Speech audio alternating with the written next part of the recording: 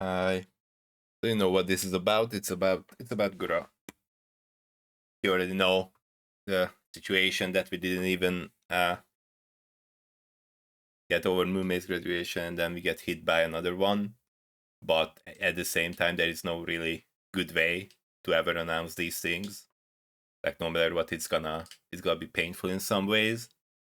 But at the same time, we already know that these things, like by the time that they get announced, that they are already decided. So the difficulties were mainly in a time frame that we didn't know about, or at that point we didn't know the actual situation. And by the time it gets announced, it's already a done deal in many ways. And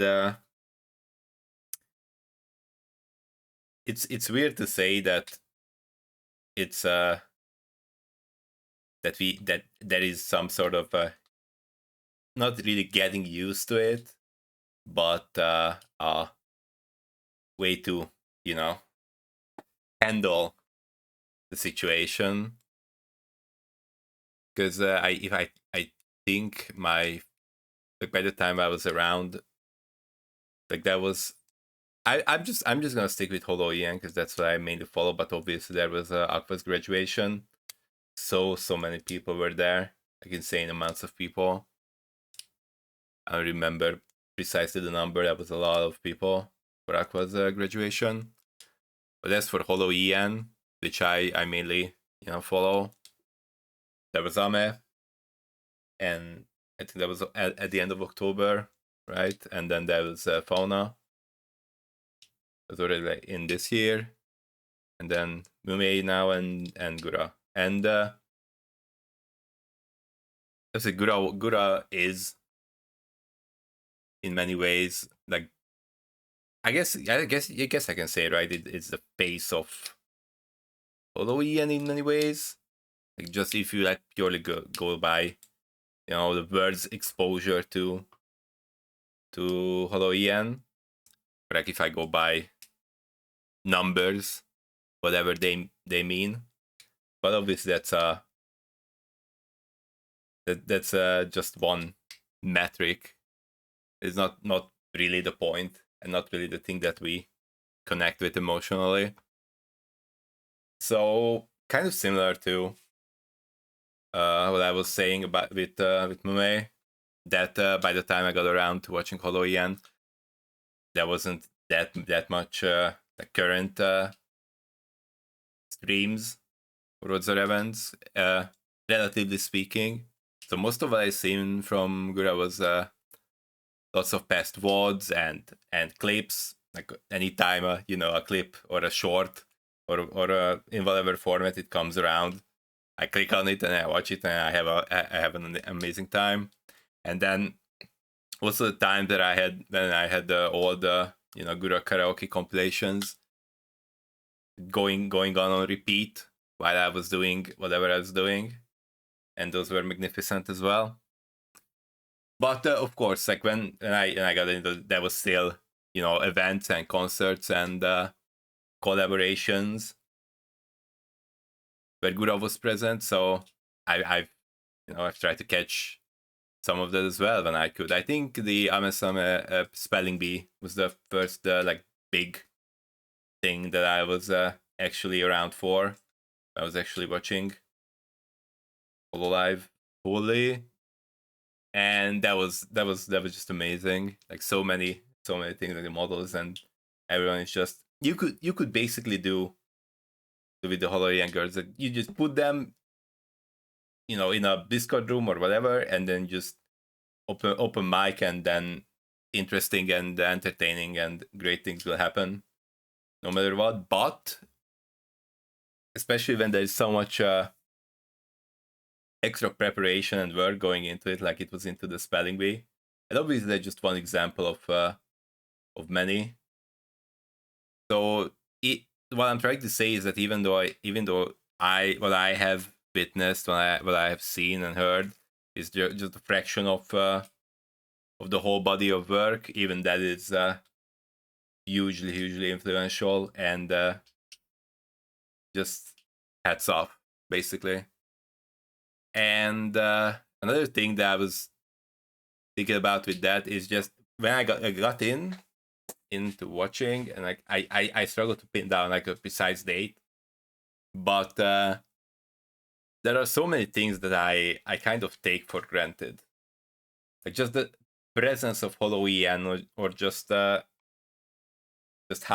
I don't know what is the right word I should use, ubiquitous or influential, or at least in my perspective when I got into it, that it's hard to imagine that there was a time when it was not like this, when it was not a sure thing, or a, like, obviously you want, like, intellectually I understand that why it obviously was not a sure thing when the Hollow EM branch started, but by the time I got around, it was already so widespread.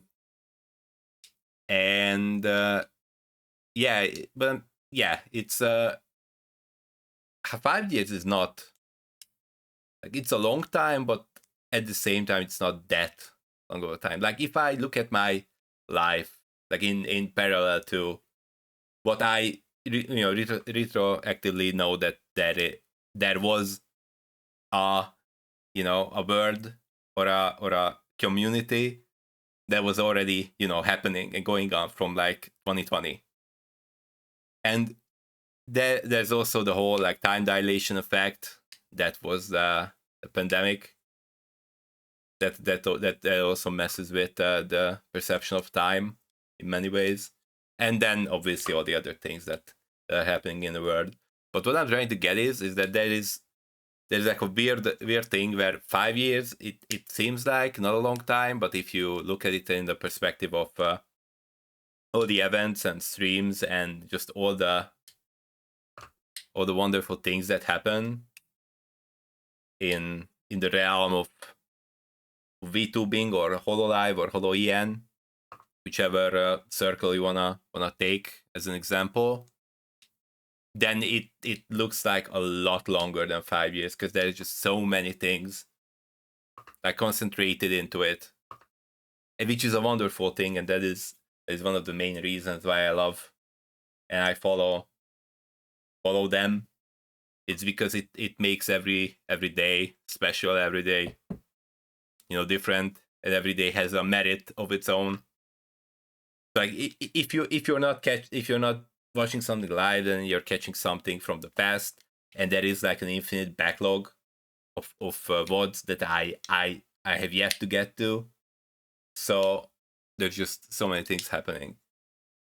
And another thing, I don't know if that was really a point at the end of this, but just talking about them is a point in itself. But what I also was trying to get to is that even if I am not necessarily along exactly the previous gen, just even the possibility of me getting into it through the people I follow closely would be obviously Fuamoko and Bibu. If there was no Myth, there was no Gura, there were no previous gens, would there even be like this gen? Would there be Promise? Would there be Advent? Would there be Justice? Probably not. Not in this way, at least. You in many ways, it's a futile effort to think about what could have been, or what alternative path, or what parallel universe there could be, because there could be infinite. So it's not really something that is worth thinking too deeply about. But at the same time, just I have to. It's not I have to be, but I am. I am grateful and respectful for all the other things and all the difficulties that they have. By they, I mean obviously previous gens, Myth, and then in this specific case, obviously Gura. that they went through difficulties and then they fought, so the next generations can have a better time and a better experience. And yeah, so I'm just immensely grateful to Goomba. And at the same time, there's this whole very deep deep emotions going on, but at the same time is there's also a lot of positive and feelings and levity and just having fun. That's what it's been about for the most part, and it is about for the most part. So I'm not trying to be too sad, because obviously the involved parties know better what they want, and it's entirely warrant like it's valid, right? Like its feelings are valid, and being scared is valid to a level. But at the same time, you think about the individual cases, right? And there's obviously there are the reasons for the graduation, which is again, it's hard to look into them without being speculative. And then if we start to speculate, then there comes a lack of information, which is obvious because it's none of our business, right? So and obviously there is a thought that comes up or pops up, that was there really no reason to to just stay like this, or keep them on retainer, so to speak. And then obviously that just like unbidden that pops up. But at the same time, if you think about it deeper, and then as it popped up when what I was talking about a little bit, it's like seemingly not that connected, but at the same time very connected to this angle or this topic, the situation of new genes, and like just in general, how at first we could think that, oh, how nice it would be they would just be around, and then they just stream whenever they can or whenever they feel like it. But that's not really how things work. Like the company has a direction, or they want to do things, and then if what the company wants to do and what the talent wants to do, if they do not align, then parting of the ways is just what makes sense and what is necessary in many ways. And contract jail is very much a thing. So in many ways we can be grateful instead that this is even a possibility, because there are many, sadly many companies in the world, both past, present, and sadly most likely future, that have no qualms in locking someone into a contract that they do not want to be a part of anymore. So just parting ways very much amicably, at least from what we see, is a great thing. So being sad is valid, but also looking at it positively is also valid. At the same time, we have I guess you could say we have a previous positive examples on what can or might happen after graduation. In like this is something that it's like, can you talk about it, can you not talk about it? You're like, everyone is alluding to it. I don't even know if there's like, I don't think that there is like legal consequence for me especially to talk about it, but at the same time it's kind of in bad taste to necessarily just come out and say it. But even that is kind of confusing to me in a way, because I get it. I think I get it from a legal perspective, right? That the characters are the property of the company, and then like you can't really just let that go, because if someone still has control of the over the character when they are no longer part of the company, then whatever they do, even if they say that, oh, but they are not a part of a company anymore, if that character goes on further, and obviously even if there is no assumption of anything not aligning with the company's values happens, it's like once there is no, there's not a part of the company, no control over it, then obviously it's not something that would happen, or something that would be a reasonable thing to allow or do. Obviously this is like corporate speak, and then these are things that are not fun to talk about. But yeah, but there are obviously, from, like I said, previous examples, there are you know uh future lives, or you know what I'm talking about, so I don't really have to chew on this more.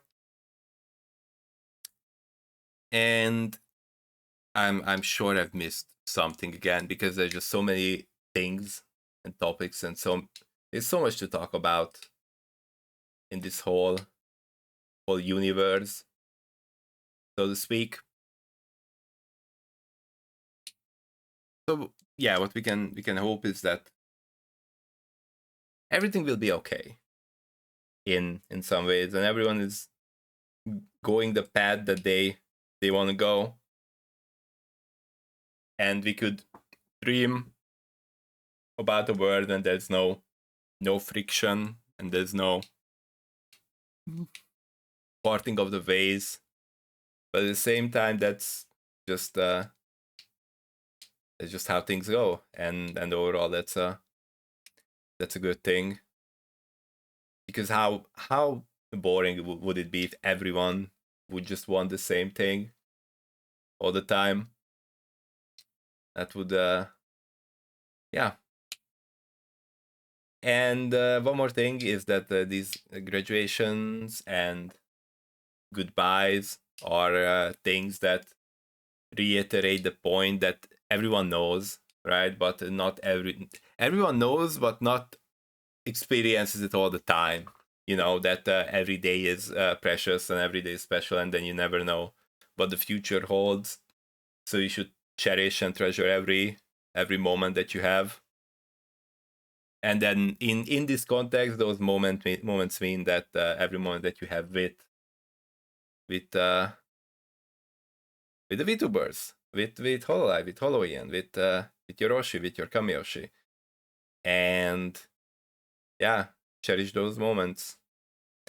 And yeah, because the thing that brings this forward is in many ways a sad thing, or can be a sad thing.